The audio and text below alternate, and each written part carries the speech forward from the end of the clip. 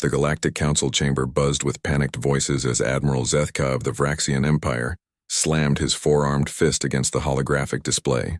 The red zones were spreading faster than anyone had predicted. What had started as a simple border dispute with the Kethvar swarm had escalated into an existential threat to every civilized species in the galaxy. 17 systems have fallen in the past rotation cycle. Admiral Zethka announced, his mandibles clicking in distress. Our combined fleets cannot match their reproductive rate. For every Kethvar ship we destroy, 3 more emerge from their breeding worlds. The assembled representatives from 47 species sat in stunned silence. The Altarian ambassador, her crystalline form dimming with fear, spoke first. How is this possible? Our intelligence suggested the Kethvar were a minor pest species confined to the outer rim. Commander Yiltek of the Hegemony Defense Force pulled up tactical data with his tentacles. We underestimated their evolution rate. They adapt to our weapons within cycles. Energy weapons that decimated their fleets last week now barely scratch their hulls. Kinetic rounds they simply absorb and incorporate into their own arsenal. The truth was more terrifying than anyone wanted to admit. The Kethvar weren't just another aggressive species. They were a hive mind that consumed technology, biology, and entire civilizations to fuel their endless expansion. Each world they conquered added to their knowledge base, making them stronger and more dangerous.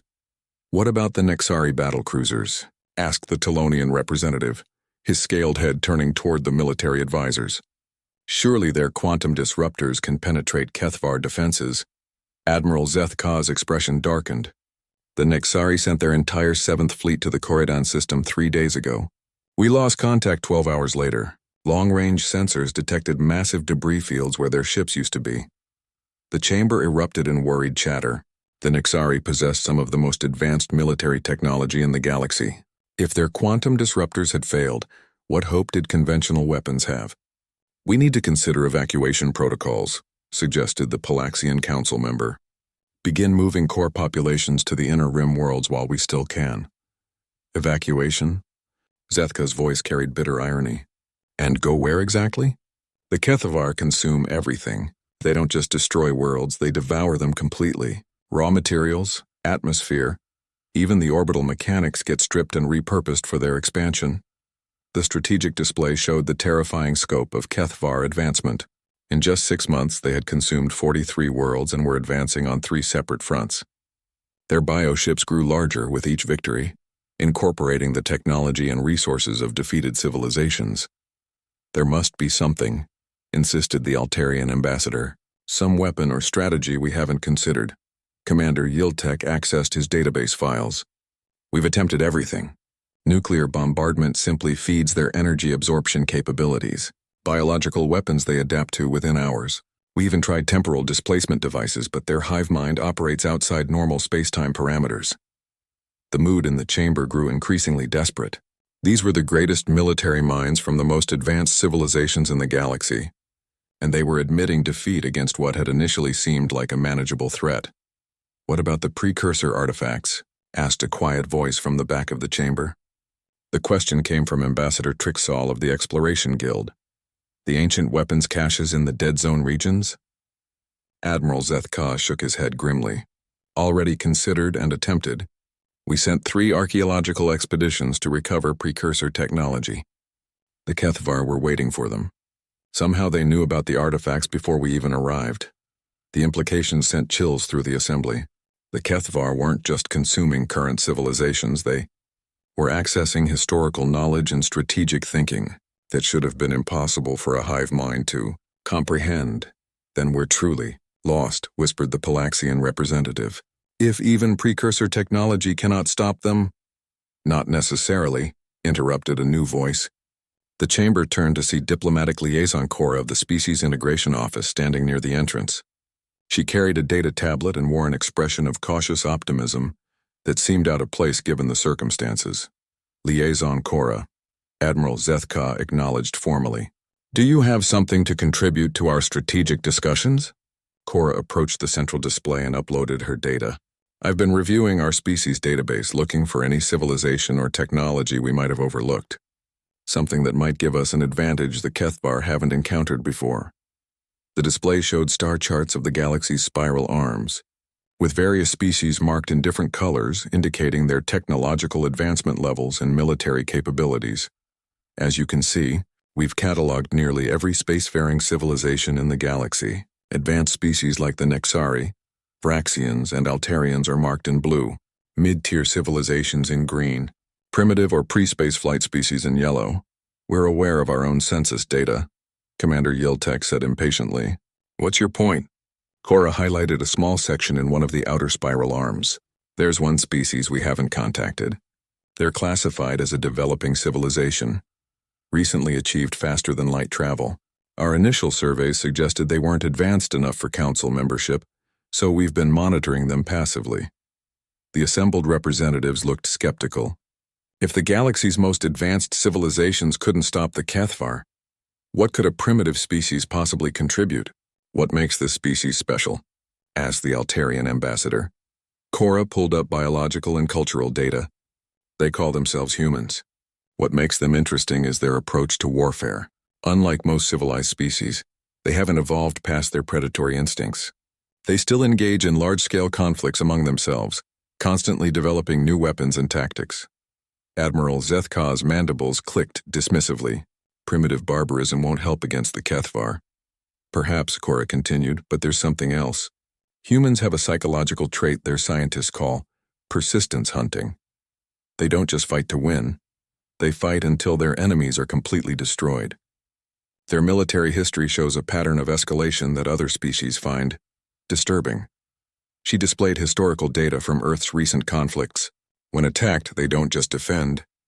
They analyze their enemies' weaknesses and develop increasingly destructive responses. They have a saying, the best defense is a good offense. The chamber fell silent as representatives considered this information. Most civilized species had evolved beyond such aggressive tendencies, viewing warfare as a last resort and preferring diplomatic solutions. You're suggesting we contact this primitive species for military assistance? Commander Yiltek asked incredulously. Cora nodded. I'm suggesting we're desperate enough to try anything. And humans might bring a perspective we've lost, the willingness to be absolutely ruthless when survival is at stake. Captain Sarah Chen stood on the bridge of the UES Defiance, staring at the most bizarre sight she had ever witnessed in her 15 years of space service. 3 alien vessels hung in the void before them, each representing technologies that should have been impossible, according to human understanding of physics. Ma'am, we're receiving another transmission, reported Lieutenant Torres from the communications station. Universal Translator is still struggling with some of the concepts, but the message is clear enough. Sarah nodded grimly. 3 days ago, Earth's deep space monitoring stations had detected the approaching alien fleet. Panic had spread through every government and military installation on the planet until the aliens transmitted their intentions. They weren't invaders. They were refugees seeking help. Put Admiral Reynolds on the main screen, Sarah ordered. The weathered face of Earth's highest-ranking military officer appeared on the display. Behind him, Sarah could see the chaos of the Pentagon's Emergency Command Center. Captain Chen, what's your assessment of the situation? It's unlike anything in our tactical databases, sir, Sarah replied. These aliens, they call themselves the Galactic Council, represent dozens of different species. Their technology is centuries ahead of ours, but they're losing a war against something called the Kethvar Swarm. Admiral Reynolds frowned. How is that possible? If they're so advanced, how can they be losing to anything? Lieutenant Torres looked up from his station. Sir, according to their data transmissions, the enemy adapts to their weapons almost instantly. Everything they throw at this Kethvar gets absorbed and turned against them. Sarah pulled up the tactical information the aliens had shared. The Kethvar appear to be a collective intelligence that consumes entire civilizations. They've already destroyed 43 worlds and are advancing on multiple fronts. The Council estimates they have maybe 2 months before their core worlds are overrun. And they want our help? Admiral Reynolds asked incredulously. What could we possibly offer that their advanced technology can't provide? The question hung in the air until Ambassador Cora's voice came through the translation system. Sarah had been working with the alien diplomat for the past 2 days, and despite the language barriers, she was beginning to understand the desperation behind the Council's request. Admiral Reynolds, if I may explain. Cora's translated voice carried through the bridge speakers. Your species has something ours have lost through evolution and civilization. You still think like predators? Sarah saw the confusion on Reynolds's face. Could you elaborate on that? Every council species has evolved beyond aggressive warfare. We fight defensively, seeking to minimize casualties and preserve infrastructure. We use precise, targeted strikes designed to disable rather than destroy. The Kethvar simply adapt to our restrained approaches. Lieutenant Commander Martinez, the ship's tactical officer, spoke up. You're saying you're too civilized to win? There was a pause before Cora responded. In a sense, yes. We've seen human military history. You don't fight to win battles. You fight to eliminate enemies completely. When threatened, you escalate until your opponents are incapable of continuing resistance. Admiral Reynolds leaned forward. What exactly are you asking us to do? Join our war effort. Bring human tactical thinking to bear against an enemy that has defeated every conventional strategy we possess. Sarah watched as Reynolds considered the implications. Earth had achieved faster-than-light travel only 5 years ago, and had barely begun exploring nearby systems. The idea of jumping into a galactic war seemed insane. Sir, Sarah interjected, I've been studying their tactical data. The Council's approach is methodical and predictable. They announce their intentions, give enemies opportunities to surrender, and focus on surgical strikes. It's very honorable, and completely ineffective against the Kethvar, added Martinez after reviewing the battle reports. Every engagement follows the same pattern. Council forces achieve initial success, then the enemy adapts and overwhelms them through sheer numbers. Admiral Reynolds was quiet for several moments. Captain Chen, in your professional opinion, could human tactics make a difference? Sarah looked at the data again. The Kethvar's strength lay in their ability to adapt to known threats and their overwhelming reproduction rate. But there were patterns in their behavior that suggested vulnerabilities a more aggressive approach might exploit. Potentially, sir. The Kethvar adapt to weapons and tactics they've encountered before. But humans have a history of developing completely new approaches when conventional methods fail. We're also willing to accept higher casualties and collateral damage if it means achieving objectives. The Council finds this approach disturbing, Cora added through the translator, but they're desperate enough to consider it. Lieutenant Torres brought up Earth's military production capabilities. Sir, even if we wanted to help, our industrial capacity is minimal compared to galactic standards. We have maybe 300 interstellar-capable warships total. Numbers aren't everything, Martinez countered. According to these reports, the Council has thousands of advanced vessels and they're still losing. Maybe it's not about having more ships, maybe it's about using them differently. Admiral Reynolds made his decision. Captain Chen, I want you to accompany the Council delegation to their military headquarters. Take Lieutenant Commander Martinez and a full tactical analysis team. Study their situation firsthand and report back with recommendations. Sir, are we seriously considering entering an interstellar war? Sarah asked. I'm considering whether we have a choice, Reynolds replied grimly. If this Kethvar swarm wins, how long before they reach Earth? These Council species had centuries of technological development, and they're getting slaughtered. What happens to humanity if we ignore this threat? The implications were sobering. Earth's defenses were designed to handle human-level threats, against an enemy that had defeated civilizations with technology centuries beyond human capability. Earth wouldn't last days. There's another consideration, Cora's voice interrupted their discussion. The Kethvar don't just conquer, they consume everything. If they achieve galactic dominance, they will eventually discover Earth regardless of your neutrality. Sarah realized the truth of their situation. This wasn't really about helping aliens. It was about preventing an unstoppable enemy from growing strong enough to threaten humanity's future. Admiral, I recommend we accept their request, she said finally, but on our terms. We study their enemy, develop our own strategies, and maintain independent command of human forces. Agreed. Captain, you have authorization to negotiate with the Council. But remember, Earth's security comes first. If human involvement puts our homeworld at risk, you extract immediately. As the transmission ended, Sarah looked out at the alien vessels waiting for humanity's answer. 3 days ago, Earth had been alone in the universe. Now they were being asked to help save a galactic civilization from extinction. Lieutenant Commander Martinez joined her at the observation port. Think we can actually make a difference, Captain? Sarah studied the sleek, beautiful alien ships with their advanced technology and peaceful intentions. Then she thought about human history, centuries of warfare, innovation born from necessity, and the willingness to do whatever it took to survive. Maybe, she said quietly, but if we're going to try, we do it our way. The Council war room aboard the massive space station Unity Prime hummed with nervous energy as Captain Sarah Chen and her tactical team analyzed 3 months of battle data. Holographic displays showed the devastating progression of Kethvar advances across 17 sectors. What she saw made her stomach turn.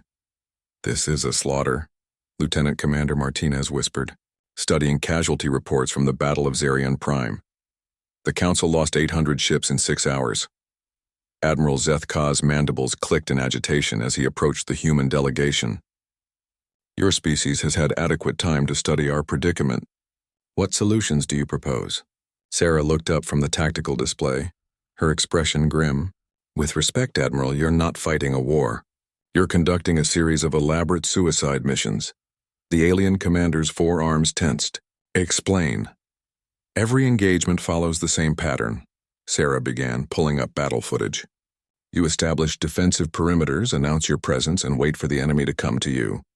When they attack, you respond with measured force designed to disable their vessels rather than destroy them.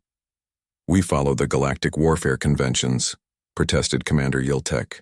"Unnecessary destruction violates every principle of civilized conflict," Martinez snorted. "Civilized conflict is an oxymoron. War isn't about being civilized, it's about making the other guy die for his cause instead of you dying for yours," Ambassador Cora translated. The human expressions for the confused council members. "The humans are suggesting our adherence to warfare protocols is counterproductive." "It's not just counterproductive," Sarah said, warming to her subject. "It's suicidal. Look at this engagement from last week." She highlighted the Battle of Targus Station. "You had numerical superiority, better positioning, and the element of surprise. You should have achieved complete victory." The display showed Council forces surrounding a smaller Kethvar fleet. The aliens had maintained formation, broadcasting surrender demands while targeting only weapon systems and engines. "Instead, you gave them time to adapt to your tactics and call for reinforcements," Sarah continued. "By the time you realized the situation was deteriorating, 3 more Kethvar fleets had arrived and turned your advantage into a massacre." Admiral Zethka's expression darkened. "Are you suggesting we abandon thousands of years of military tradition?" "I'm suggesting you abandon losing strategies if you want to survive," Sarah replied bluntly. "The Kethvar aren't bound by your conventions. They're not even really individuals. They're parts of a collective organism that learns from every encounter. Every time you show mercy or restraint, you're teaching them how to exploit those weaknesses." Dr. Elena Vasquez, the human xenobiologist attached to the team, stood up with her analysis. "I've studied the Kethvar biological data extensively. They're not just a hive mind. They're a competitive evolutionary system. Every ship, every drone, every bioconstruct is constantly evolving based on survival pressures." She brought up microscopic imagery of Kethvar bioships. "When you damage their vessels without destroying them, those ships return to the fleet with new adaptations. When you target specific systems, they develop redundancies. When you follow predictable tactics, they evolve counters." "The solution is obvious," Martinez added. "Stop giving them opportunities to learn and adapt. Hit them fast, hit them hard, and make sure nothing survives to report back to the collective." The council representatives looked horrified. Ambassador Cora spoke for many of them. "You're describing genocide." "No," Sarah corrected firmly. "We're describing extinction prevention. The Kethvar aren't individuals. They're weapons in the hands of a collective intelligence that wants to consume every living thing in the galaxy, including Earth." She pulled up projections of Kethvar expansion patterns. At their current rate of growth, they'll reach the edge of human space in 18 months. By then, they'll have absorbed the technology and knowledge of every civilization they've conquered. Earth won't stand a chance. The room fell silent as the implications sank in. Even the most peaceful council species could understand the mathematics of survival. "What do you propose?" Admiral Zethka asked quietly. Sarah activated a new tactical display. "We stop fighting their war and start fighting ours. Human military doctrine is based on a simple principle. The enemy's ability to wage war must be completely destroyed. First, we abandon defensive strategies. Sitting still gives them time to adapt and reinforcements to arrive. We use mobility as our primary advantage." Martinez took over the presentation. Second, we stop announcing our intentions. No surrender demands, no warnings, no opportunity for negotiation. Stealth approaches, overwhelming firepower, complete destruction of enemy forces. Third, Dr. Vasquez added, we target their adaptation mechanisms. Instead of just destroying ships, we destroy their ability to learn from encounters. That means eliminating communication relays, data storage nodes, and any bioships that might escape to share information. The council members looked increasingly uncomfortable. This approach violates every principle of honorable warfare, protested the Altarian ambassador. Honor is a luxury you can afford when you're winning, Sarah replied. When you're facing extinction, survival becomes the only principle that matters. She brought up human military history. My species has fought wars for resources, territory, ideology, and survival. We've learned that the only way to end a war decisively is to make continuation impossible for your enemy. But surely there must be some way to negotiate, insisted the Palaxian representative, some common ground for peaceful resolution. Dr. Vasquez shook her head. I've analyzed every communication attempt with the Kethvar. They don't negotiate because they don't recognize other species as anything more than resources to be consumed. You can't make peace with a force of nature. Admiral Zethka studied the human proposals for several minutes. Your tactics are brutal, but the logic is sound. However, implementing such strategies would require complete restructuring of our military protocols. Then restructure them, Martinez said simply. Or keep losing until there's nothing left to restructure. The alien commander's forearms drummed against the display table. If we adopt human tactics, what guarantees do we have of success?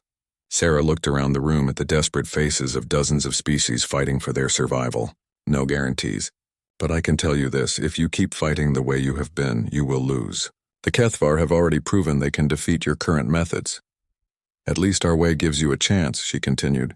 It's not a pleasant chance, and it will require doing things that go against every civilized instinct you have. But it's better than extinction. Commander Yiltek accessed his tactical databases. How quickly could human advisors be integrated into our fleet operations? That depends, Sarah replied. How quickly are you willing to start acting like predators instead of prey? The question hung in the air as the council representatives contemplated abandoning everything they thought they knew about warfare. Outside the station's massive viewports, the stars seemed dimmer, as if the growing darkness of the Kethvar advance was already beginning to consume the light itself. Ambassador Cora finally broke the silence.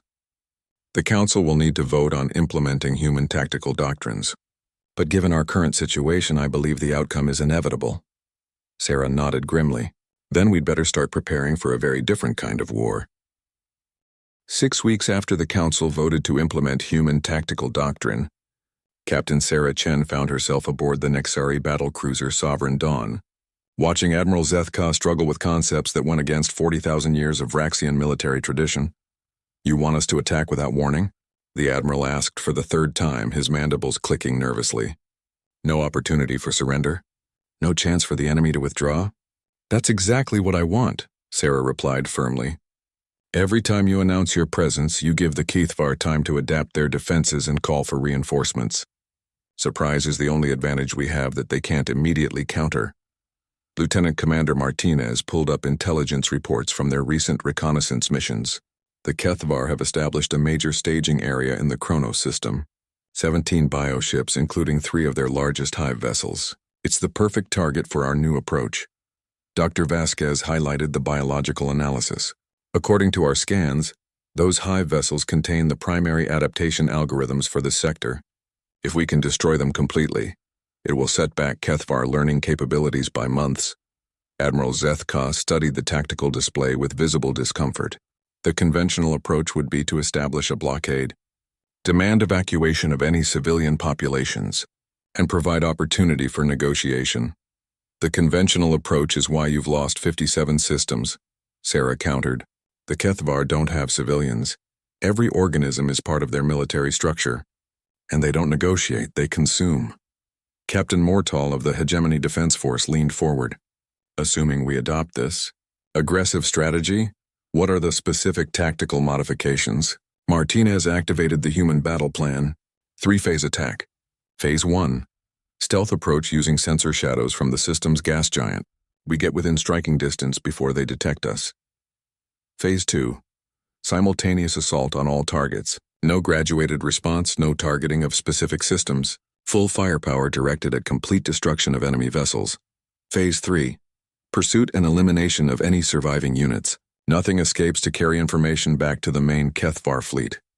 The assembled council officers looked deeply uncomfortable. Commander Yiltek spoke for many of them. This plan assumes total destruction of enemy forces. What if some vessels attempt to surrender?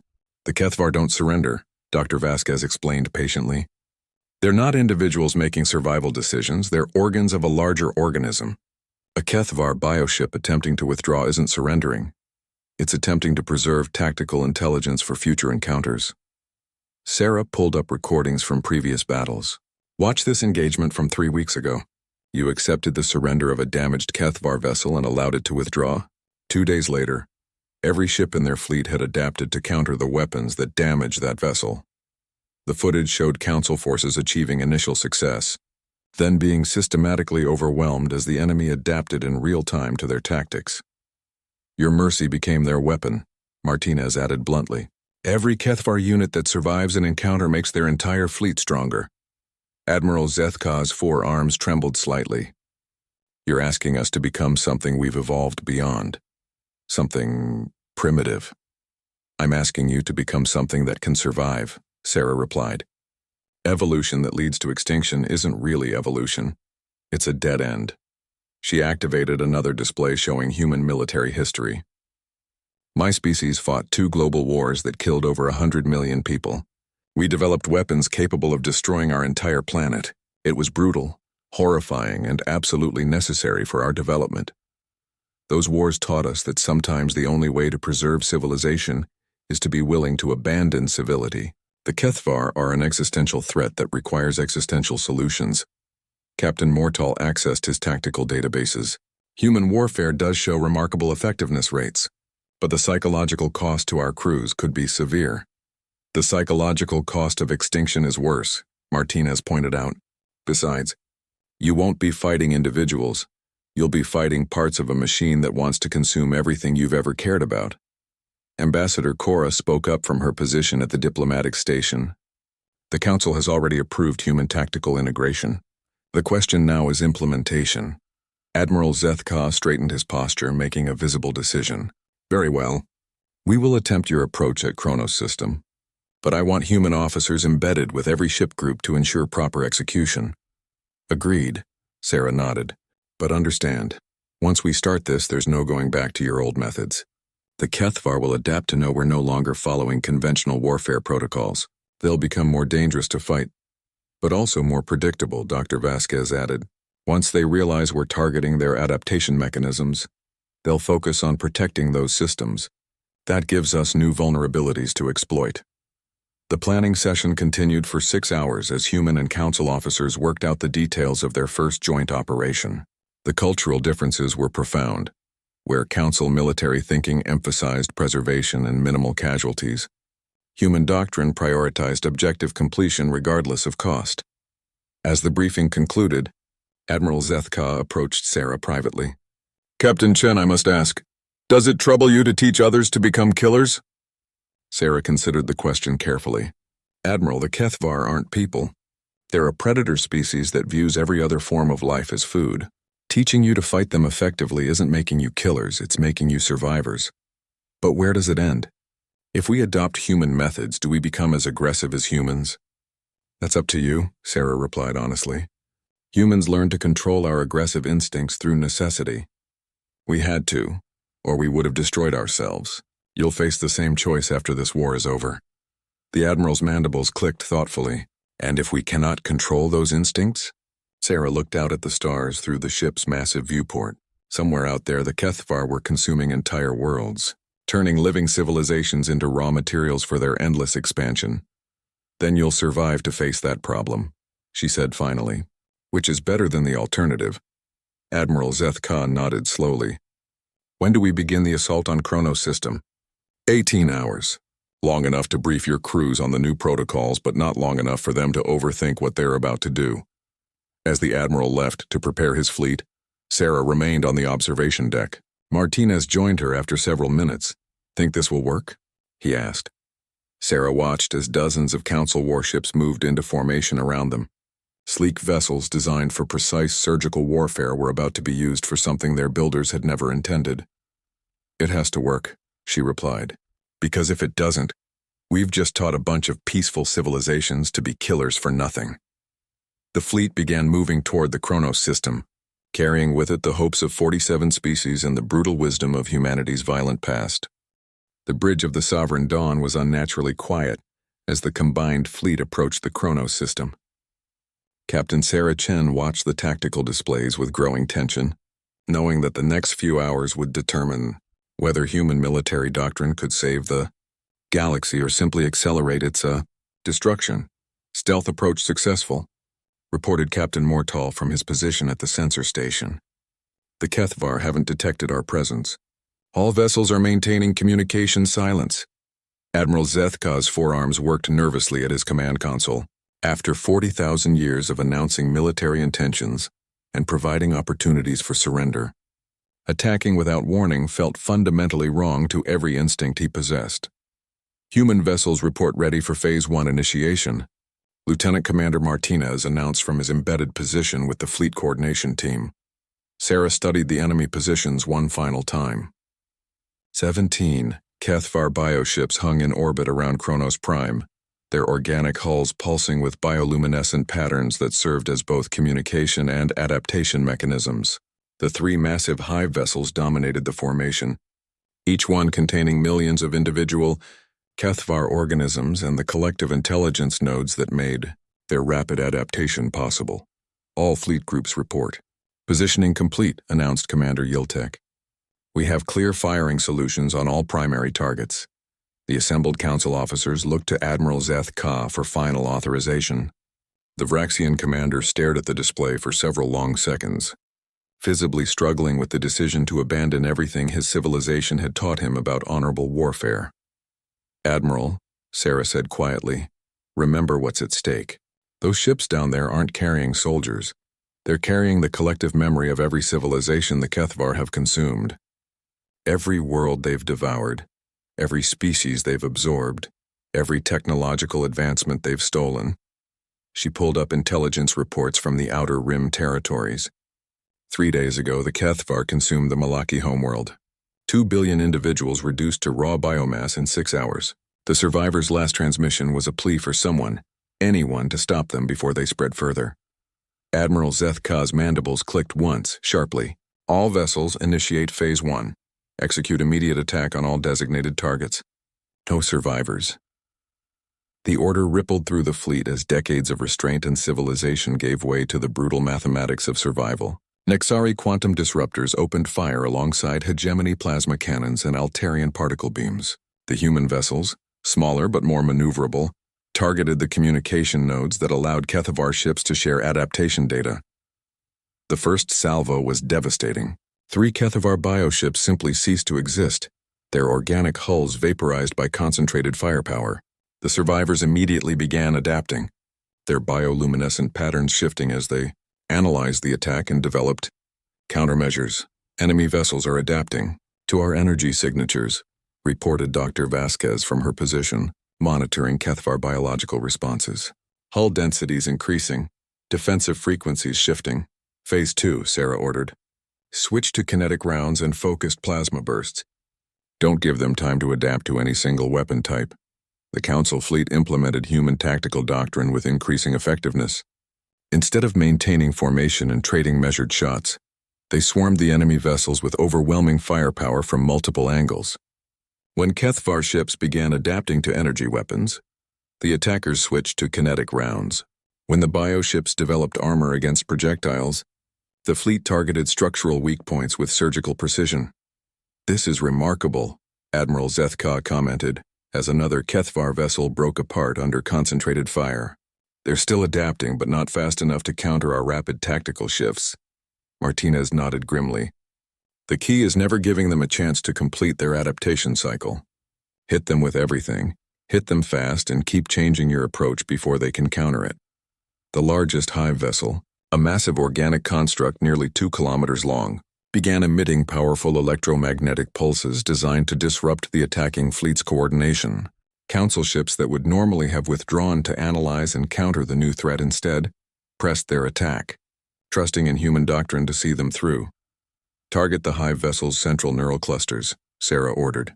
Those bioluminescent nodes along its hull, they're the primary processing centers for adaptation algorithms. Concentrated fire from 6 Council vessels struck the hive ship's neural network simultaneously. The effect was immediate and dramatic. The massive vessel's coordinated movement became erratic, its adaptation processes visible slowing as critical processing nodes were destroyed. "It's working," Dr. Vasquez reported excitedly. "Destroying the neural clusters is disrupting their collective intelligence functions. The remaining ships are showing decreased adaptation rates, but the Kethvar weren't helpless. As their adaptation capabilities degraded, they shifted to more primitive but effective tactics. Bioships began ramming attacks using their massive bulk as weapons. Smaller vessels released clouds of corrosive organisms designed to eat through enemy hulls. Council vessels, maintain distance and continue firing, Admiral Zethka ordered. Do not allow them to close to ramming range. The battle continued for 3 brutal hours. Unlike previous engagements where the Kethvar had time to adapt and call for reinforcements, this fight was a pure test of firepower and tactical flexibility. The Council fleet, guided by human military doctrine, systematically destroyed every enemy vessel while preventing any from escaping to share tactical data. When the last Kethvar bioship finally succumbed to concentrated plasma fire, the bridge of the Sovereign Dawn erupted in surprised celebration. For the first time in months, a Council fleet had achieved total victory without losses. Confirmed destruction of all enemy vessels, reported Captain Mortal. No survivors, no escape pods, no data transmission to external Kethvar forces. Admiral Zethka stared at the debris field where 17 enemy ships had been completely eliminated. Remarkable. In 6 months of conventional warfare, we never achieved a victory this decisive. More importantly, Sarah added, we prevented the Kethvar from learning our new tactics. When their next fleet encounters Council forces, they'll still be expecting your old methods. Dr. Vasquez was analyzing the biological remains of the destroyed hive vessels. The intelligence value here is enormous. Without the adaptation algorithms from these ships, the Kethvar will be significantly less effective against our weapons for at least several weeks. Commander Yiltek looked troubled despite their victory. The effectiveness is undeniable, but the psychological impact on our crews is concerning. Many officers report feeling disturbed by the total destruction approach. They'll adjust, Martinez said confidently. Humans felt the same way initially, but when the alternative is extinction, you adapt your moral framework to match survival requirements. Ambassador Cora spoke up from her diplomatic station. The Council will want a full analysis of this engagement. If human tactics prove consistently effective, we'll need to restructure our entire military philosophy. Sarah nodded, understanding the magnitude of what they had just proven. Admiral, I recommend we don't give the Kethvar time to develop counters to our new approach. We should immediately begin planning strikes against their other staging areas. Admiral Zethka's expression showed a mixture of satisfaction and unease. Agreed, but I want human advisors with every attack group. Our crews will need guidance in maintaining this level of ruthlessness. As the fleet began forming up for the journey back to Council space, Sarah reflected on what they had accomplished. They had taken the galaxy's most civilized species and taught them to fight like apex predators. The question now was whether that transformation would save the galaxy or fundamentally change what it meant to be civilized. Captain, Admiral Zethka approached her privately. I must ask, do you believe we can maintain our essential nature while adopting human warfare methods? Sarah looked out at the debris field one final time.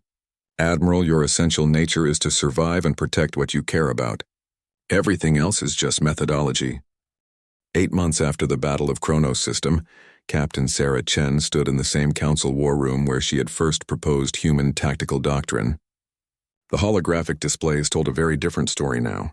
Red zones marking Kethvar territory had shrunk dramatically, pushed back from dozens of systems by the relentless application of human military philosophy. 63 successful engagements, Admiral Zethka reported to the assembled Council representatives. 0 tactical defeats since implementing human warfare protocols. The Kethvar advance has been halted completely, and in many sectors reversed. The statistics were impressive, but Sarah could see the cost in the faces around her. Council officers who had once embodied peaceful civilization now carried themselves with the hard confidence of professional killers. The transformation had been effective but profound. "What's our current assessment of Kethvar capabilities?" asked Ambassador Cora. Dr. Vasquez pulled up biological analysis data. Their adaptation rates have decreased by approximately 70%. By preventing them from learning from engagements and destroying their intelligence-gathering capabilities, we've essentially blinded their collective evolution process. Lieutenant Commander Martinez highlighted recent tactical developments. They're attempting to counter our unpredictability by developing more generalized defenses, but that makes them less effective against specific weapon types. It's a losing strategy for them. Commander Yiltek, who had initially been skeptical of human methods, now spoke with the authority of someone who had personally commanded 12 successful anti-Kethvar operations. The enemy is also showing signs of strategic desperation. They're abandoning their methodical expansion pattern in favor of rapid, poorly planned assaults. Desperation makes them more dangerous in the short term, Sarah warned, but it also makes them more predictable. Desperate opponents make mistakes we can exploit. Admiral Zeth-Ka activated the primary strategic display, showing the current positions of all known Kethvar forces. Intelligence indicates they're consolidating their remaining fleets around their core breeding worlds. We estimate they have approximately 40% of their original military capacity. The mood in the room was cautiously optimistic, but Sarah had learned to be wary of overconfidence. What about their breeding programs? Are they attempting to rebuild their numbers? That's where we have our greatest opportunity, Dr. Vasquez replied. Kethvar reproduction depends on the consumption of diverse biological and technological resources. By preventing them from consuming new civilizations, we've limited their ability to reproduce effectively. She brought up projections of Kethvar population dynamics. Their current breeding rate is insufficient to replace combat losses.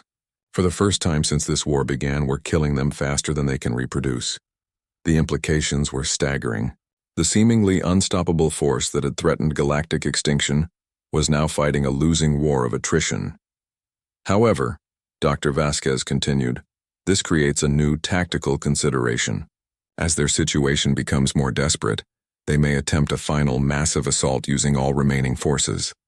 Admiral Zeth-Ka's mandibles clicked thoughtfully. Our intelligence suggests such an assault is already being planned. Kethvar forces are massing in the Omega sector, apparently preparing for a coordinated strike against our core worlds. Sarah studied the enemy disposition reports. How many ships are we talking about? Approximately 800 bioships, including their remaining hive vessels and breeding platforms. If they achieve tactical surprise, even our improved defenses might not be sufficient. The room fell silent as representatives contemplated the possibility of facing the entire remaining Kethvar fleet in a single engagement. Even with human tactical advantages, the numbers were daunting. We can't let them choose the time and place of engagement, Sarah said finally.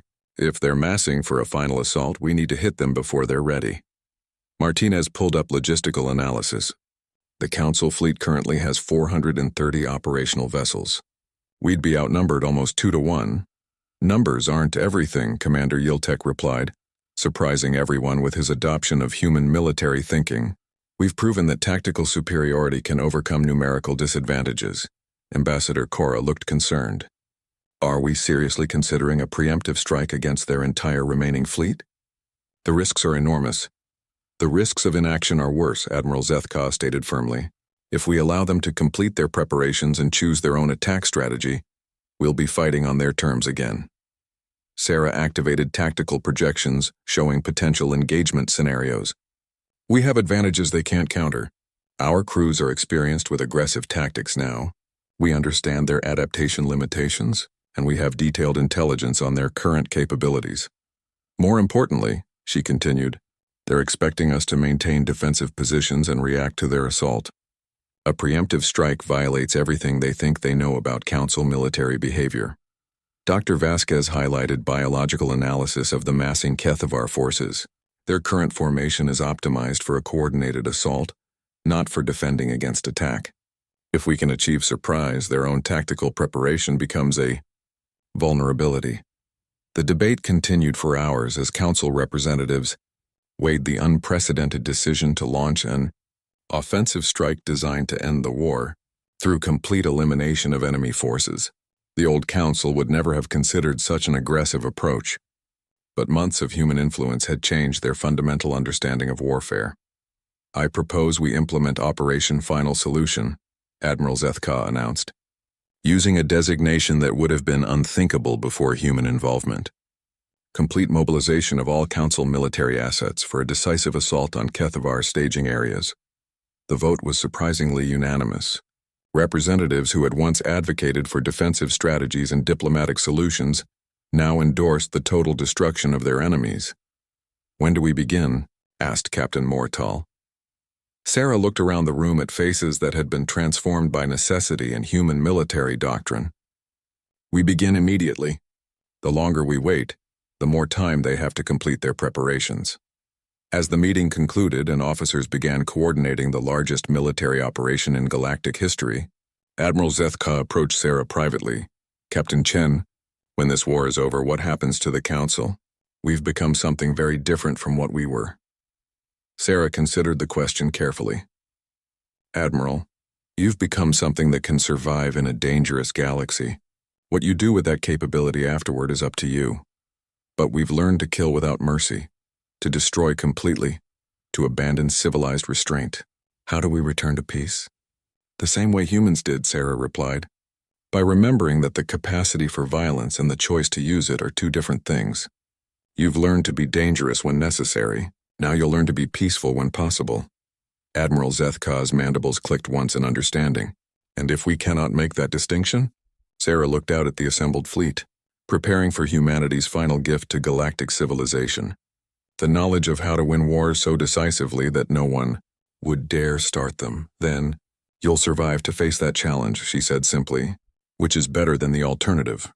The greatest fleet in galactic history began moving toward the Omega Sector, carrying with it the hopes of 47 civilizations and the brutal wisdom that sometimes peace could only be preserved through the complete destruction of those who would destroy peace itself.